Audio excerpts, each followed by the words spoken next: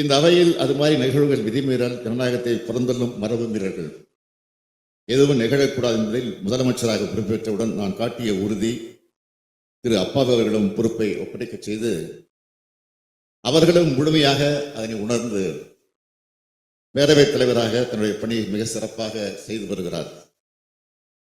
அனைவரையும் ஒரே கண்ணோட்டத்தோடு பார்த்து செயலாற்றுகிறார். இந்த தீர்மானம் திரு மு அப்பாவு அவர்கள் மீது சில அஇஅதிமுக உறுப்பினர்களால் கொண்டு வரப்பட்டிருக்கிறது. இதையொட்டி அவர்கள் வைத்த வாதங்களில் உண்மைக்கு மாறான செய்திகள் உள்ள காரணத்தால் அதனை மறுத்து விளக்கத்தை எடுத்து வைத்து பேரவைத் தலைவரின் நடுநிலையை பறைசாற்ற வேண்டிய கட்டுப்பாடு, கடமை, பொறுப்பு முதலமைச்சருக்கும் உள்ளது. இங்கு உள்ள அனைத்து உறுப்பினர்களுக்கும் உள்ளது.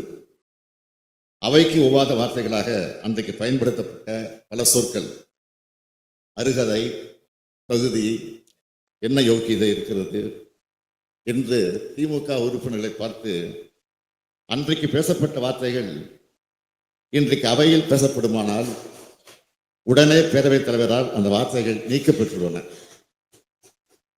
அன்றைக்கு ஆளுங்கட்சி உறுப்பினர் பேசினால் அவை குறிப்பில் இடம்பெறும்.